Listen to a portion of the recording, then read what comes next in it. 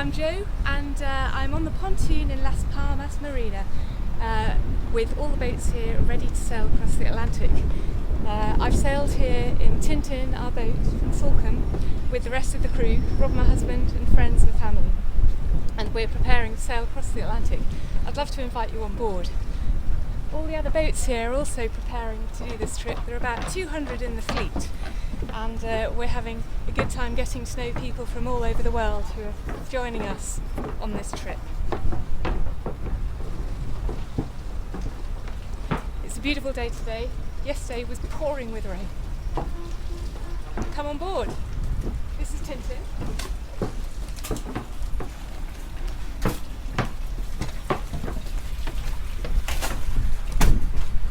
What I'd like to do is introduce you to the boat. First of all, we'll be going around the outside and then we'll go down inside and show you a bit more.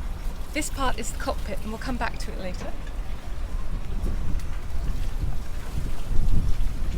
So moving around the side deck, we've got various hatches to let light into the cabin and air, and we can have a look and see what's going on down below.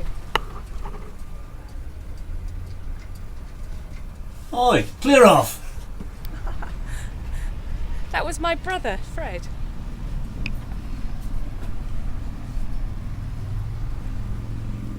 Hi, this is the galley.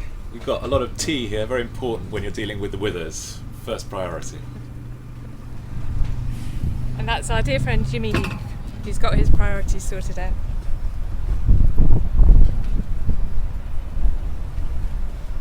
So this is the foredeck here, and this is where we can do a lot of our rigging. Here's our mast with the boom, and that carries our main sail, the biggest sail on the boat. We have winches on the mast, winch handles. We use these to pull the ropes that get the sails up. Moving down here, we've got another couple of hatches to down below. So this is the main cabin, definitely the most comfortable place to be on the boat. And there's another hatch here. Oh, leave me alone! Go away! He doesn't seem very happy. Coming up to the bow, follow me.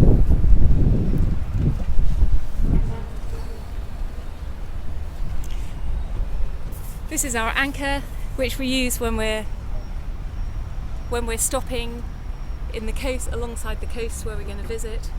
But here in the marina, we're tied up to the mooring ropes. Across the Atlantic, we obviously won't be stopping because the water will be thousands of metres deep, so the anchor is tied on securely for the voyage. This is our main genoa on a furling mechanism, which means that it twists all the way up the sail, and it's a good way to store the sail. It also means that we can let it out and pull it in again from the controls in the cockpit. We don't have to come up here, which is good in rough weather. We've got a second smaller genoa here, what we call our survey sail, and we use that when the weather is rougher and we want a small sail.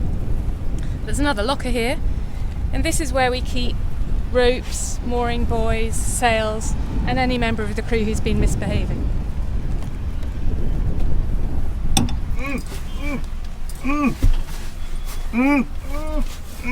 Right, yeah, so that's one member of the crew so far.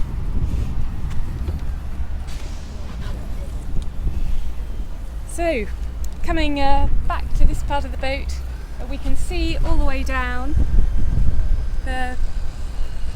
Tintin is about 47 feet long, which is a good size for a boat, but there are plenty others here that are much bigger and they're dwarfing us.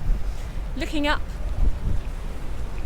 you can see all the lovely flags that we've got up. So some of them are flags to do with the Atlantic Rally Crossing, the Ark, and all the little ones are the signalling flags, the ones that Nelson used to get everybody. England expects every man to do their duty. So they're all up here on all the boats just because it's a bit of a festival of the sea.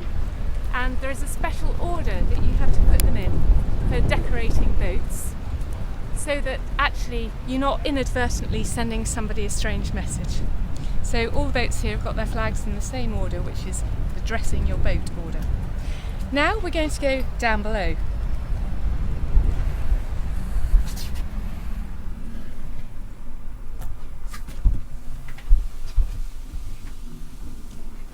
And this is the double cabin up in the front of the boat. It's the roomiest cabin, but it's also one in a rough sea where you get thrown around the most. We have a lot of storage space underneath the bunk, and we keep a lot of our tools here for repairs. In this great big drawer here, we've got quite an extensive medical kit, and we hope not to use that at all. And now we are going to give you a guided tour of our bathroom. It's not very big, but it's got a loo, a sink, and then a shower, so you can pull this out and you can give yourself a shower of lovely fresh water if we have enough. And we have a water maker on board, and all being well, we'll be able to have showers as we go across.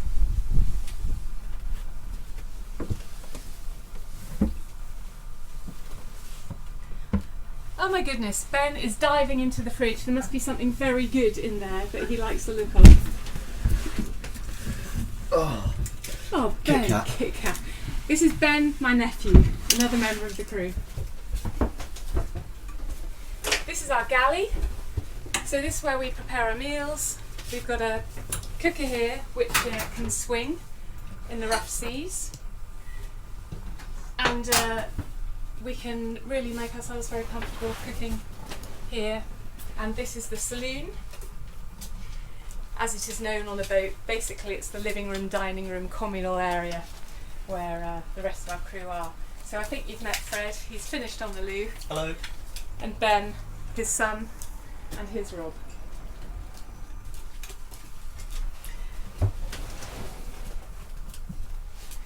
I'd like to show you our planned route on the chart. We started in Salcombe in August, and we've sailed down to the Canaries via Brittany, Spain, Portugal and Madeira. We're currently in Gran Canaria, and our route will take us southwest towards the Cape Verde Islands and then west across the Atlantic to St. Lucia. We leave in 2 days' time, and we hope to arrive 3 weeks later. Now we're going to take a look at the other accommodation on the boat. There are 2 rear cabins with split level bunks, under which we've stored a lot of the food. Here we've got toilet rolls hanging up to dry. They got a bit damp in our bilges. We don't want soggy loo roll.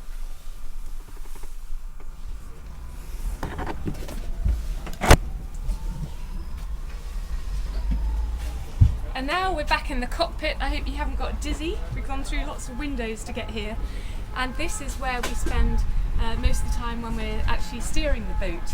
Here's our wheel, and you literally drive it like a car. If you want to go right, you turn right.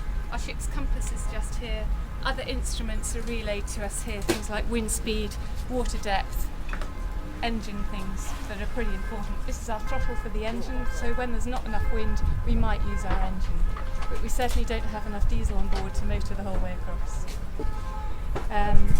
The winches are here to help us to control the ropes, which we call sheets. These sheets are what we use to pull the sails in and out. This is for the Genoa at the front, and this grey one is for our mainsail, which will be up there.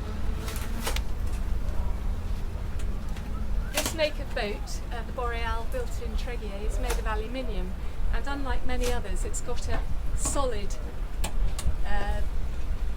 roof here to keep us dry in horrible weather.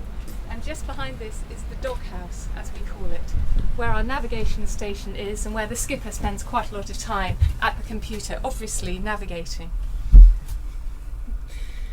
It does mean that in horrible weather you can actually keep warm and dry and still see where you're going, and as we found in Norway last summer, that was very helpful. So I hope you've enjoyed your little tour of Tintin, and we're going to say goodbye now and see you in St. Lucia.